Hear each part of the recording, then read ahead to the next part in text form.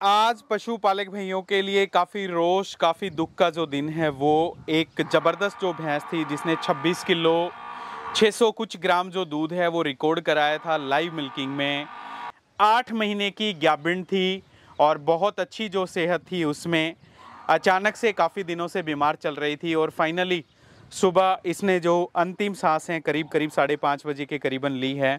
और हम सब जो इस बफलो से भली भांति परिचित थे, धनपत यादव भाई की भैंस थी। गांव पड़ता है इनका मसीत, जिला लगता है रेवाड़ी। कौन से ब्यात में थी फिलहाल ये? भाई 5वें में थी, अब की बार छठे में काविंग करनी थी। और इतने इंजेक्शन लगने के बाद मेरे ख्याल से भैंस ज्ञापन रुकना ठहरना भूल जाए, लेकिन इसने गर्भपात नहीं किया। बिल्कुल पीडीएफ कुरुक्षेत्र गई थी, मैंने लाइव चलाई थी, मोनवीर अंकल ने चलाई थी और हाँ। पीडीएफ की तैयारी थी हमारी। तो वहाँ पे कितना दूध तोला इसने? 23 किलो दूध निकाला। 23 किलो दूध सेट नहीं थी क्योंकि नई वहाँ पे 105 डिग्री बुखार में सभी को वहाँ पता था। हाँ।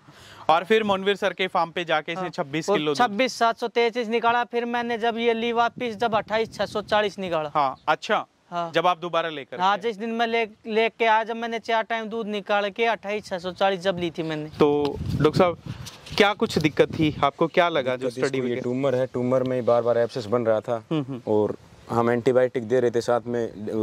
जब ये इन्होंने ऑपरेशन कराया तब ये बोल के कराया था कि ये अभी खाली है। अच्छा। ये प्रेग्नेंट नहीं है। अच्छा। तो उस वजह से जो स्टीरॉयड दे रहे थे वो प्रेगनेंसी अनसेफ था। हाँ। लेकिन फिर भी भगवान में मानता हूँ, तो परसों पता लगा क्योंकि ये कुछ जोर सा कर रही थी, तो ये बोल रहे थे कि इसकी इंट्रायूट्राइन कर दो आप। हाँ।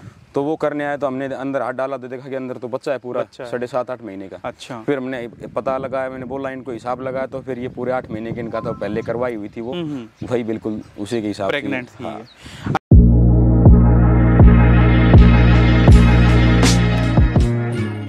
नमस्कार दोस्तों, आज पशुपालक भाइयों के लिए काफ़ी रोष काफ़ी दुख का जो दिन है वो एक ज़बरदस्त जो भैंस थी जिसने 26 किलो 600 कुछ ग्राम जो दूध है वो रिकॉर्ड कराया था लाइव मिल्किंग में।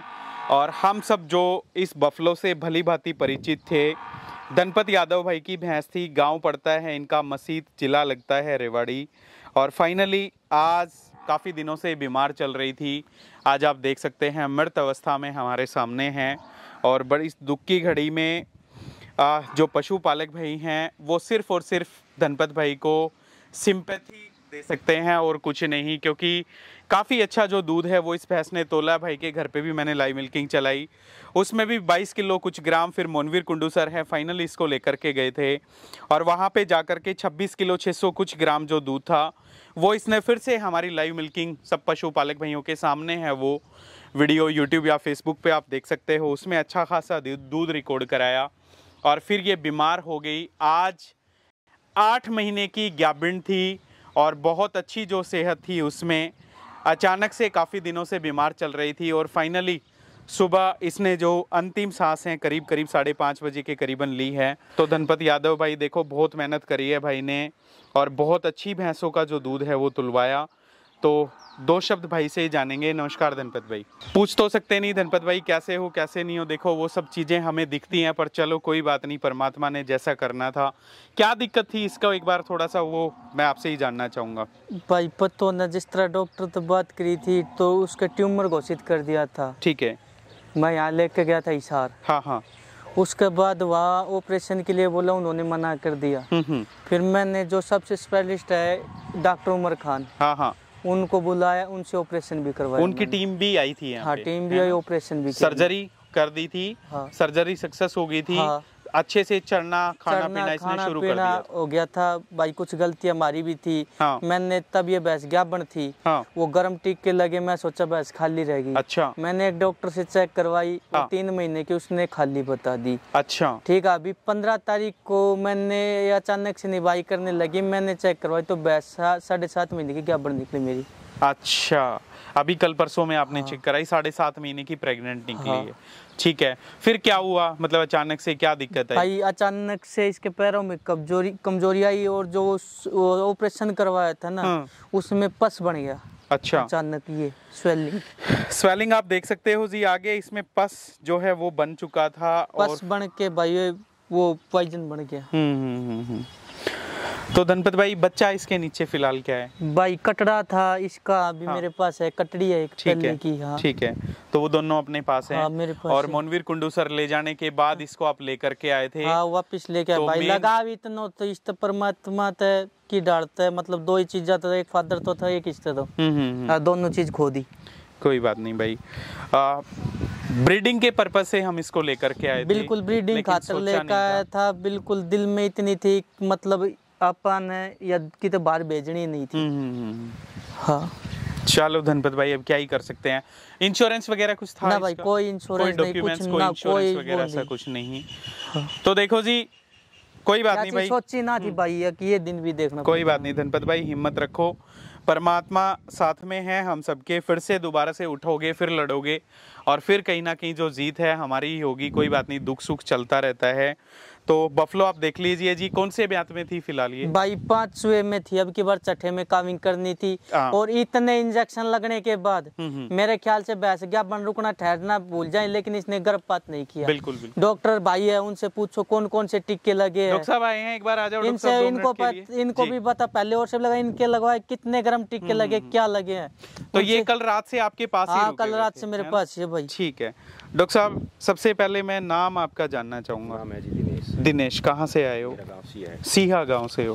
तो डॉक्टर साहब क्या कुछ दिक्कत थी आपको, क्या लगा जो स्टडी में? ट्यूमर है, ट्यूमर में बार बार एब्सेस बन रहा था और हम एंटीबायोटिक दे रहे थे साथ में। जब ये इन्होंने ऑपरेशन कराया तब ये बोल के कराया था कि ये अभी खाली है। अच्छा, ये प्रेग्नेंट नहीं है। अच्छा। तो उस वजह से जो स्टीरॉयड दे रहे थे प्रेगनेंसी अनसेफ था। हाँ। लेकिन फिर भी भगवान में मानता हूँ, तो परसों पता लगा, क्योंकि ये कुछ जोर सा कर रही थी, तो ये बोल रहे थे कि इसकी इंट्रायूटेराइन कर दो आप। हाँ।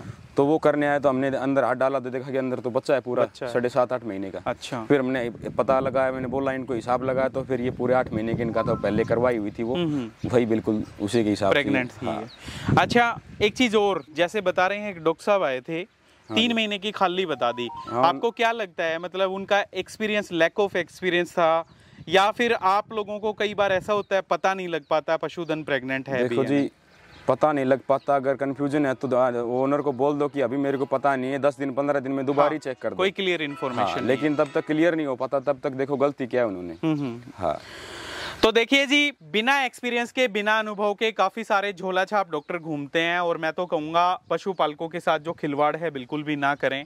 अगर आपको फील हो रहा है कि प्रेग्नेंट है या नहीं है, एग्जैक्टली अगर आप उसको डिटेक्ट नहीं कर पा रहे हो, तो साफ सटीक मतलब क्लियर मना कर दो। अगले को इस तरह के भरोसे में मत रखो, ताकि एक सस्पेंस क्रिएट हो जाए। और वही चीज़ यहाँ पे देखने को मिली। अगले ने खाली बता दी भाई, खाली सोच समझ करके सिर्फ और सिर्फ सेवा भाव इसकी कर रहे थे। लेकिन परसों ही इसको पता चला कि 7.5 महीने की ज्ञाबिन यानी कि प्रेग्नेंट है। तो धनपत भाई, सीमन वगैरह था, कैसे क्या था? सीमन था PC 843। PC 843 का। और मेरे ख्याल से मैंने सबसे पहले आपको कॉल किया भाई, मेरी भैंस ज्ञाबिन निकली। हाँ, कल ही हमारी दिन में बात हो रही थी, रात को, परसों रात को भी कॉल कर और आपने ये कहा था कि प्रेग्नेंट है। मैं कहा चलो अच्छी बात है। वैसे प्रेग्नेंट इस कंडीशन में करानी तो नहीं चाहिए थी धनपत भाई, हमारी यही बात हो रही थी। मैं कहा चलो अब हो ही गई तो सेवा करो, देखेंगे। मैंने तो ये बोला भाई, मैंने तो क्या पता, उस मेरे को तो ये पता, जैसे वो बता रहे थे टिक्के से खाली रह सकती है, जो टिक्के लगाए थे। अब ये गर्भ रोक गई और 3 बार वो टिक्के लग लिए इसको, फिर भी बच्चा नहीं डाला। हाँ, डोज भी डबल लगी, डबल डोज और 3 बार लग ली, तब भी नहीं पता चला। चलो जी, चलो धनपत भाई, देखो हिम्मत रखो थोड़ी सी। मैं तो कहूँगा परमात्मा इसको अपने चरणों में स्थान दे। और फाइनली ये जो पशुधन है, आज मैं कहूँगा अंतिम सांस सुबह इसने 5:30 बजे की 5 बजे ली थी भाई। तो पशुपालक भाइयों के लिए एक दुख का दिन, एक बहुत बड़ा, मैं कहूँगा जो आज बुरा दिन है वो है। और ये एक वीडियो इसलिए दिखा रहे हैं क्योंकि देखिए, कई बार हम लोग फर्श से अर्श तक का सफ़र तय करते हैं, और कई बार ऐसा भी होता है कि अर्श से फर्श तक का सफ़र आ जाता है। सेम वही चीज़ यहाँ पे देखने को मिली। कहाँ पे 22 किलो HL, माफ़ी चाहूँगा, जो लाइव मिल्किंग है, चलाया था भाई मैंने। 22,230 भाई ने अपने घर पे जो मिल्किंग है वो कराई। फिर मोनवीर कुंडू सर के फार्म पे 26 किलो 733 ग्राम लाइव चली थी। और इसको लेकर के भी गए थे, किसी कंपटीशन में भी ले गए भाई। DFA कुरुक्षेत्र गई थी, मैंने लाइव चलाई थी, मोनवीर अंकल ने चलाई थी, और PDFA की तैयारी थी हमारी। तो वहाँ पे कितना दूध तोला इसने? 23 किलो दूध निकाला। 23 किलो दूध सेट नहीं थी क्योंकि नई नई वहाँ पे गई थी। 105 डिग्री बुखार में सभी को वहाँ पता था। हाँ हाँ हाँ। और फिर मोनवीर सर के फार्म पे जाके इसने 26 किलो 26,733 निकाला। फिर मैंने जब ये ली वापिस, जब 28,640 निकाला। हाँ अच्छा। हाँ। जब आप दोबारा लेकर हाँ, जिस दिन मैं लेके आया, जब मैंने 4 टाइम दूध निकाल के 28,640 जब ली थी मैंने। तो देख लो जी, अच्छी कैपेसिटी जो पशुधन की थी वो, और 28 किलो तक की जो मिल्क कैपेसिटी थी वो इस बफलो में। तो ऐसे ऐसे मुर्रा के नायाब नगीने कहीं ना कहीं हमारे हरियाणा प्रदेश से निकल करके आते हैं, और उन्हीं नायाब नगीनों में से जो एक पशुधन था आज फाइनली मैं कहूँगा परमात्मा के चरणों में चला गया है। तो भाई को सिर्फ सांत्वना के अलावा हम कुछ नहीं दे सकते। और जितने भी पशुपालक भाई देख रहे हैं, भाई को एक मैं कहूँगा हौसला हमें ज़रूर पर्सनली कॉल करके इनको बढ़ाना चाहिए, क्योंकि दिन रात एक कर रहे थे, पशु के साथ दिन रात लगे रहते थे। भाई ने अच्छी अच्छी भैंसों की जो मिल्किंग है वो कराई है। तो आज की वीडियो थी जिला रेवाड़ी के गाँव मसीद से। जल्द ही मिलते रहेंगे, अच्छा पशुधन आप सब पशुपालक भाइयों के सामने लेकर के आते रहेंगे। सभी पशुपालक भाइयों को मेरी तरफ से नमस्कार, राम राम।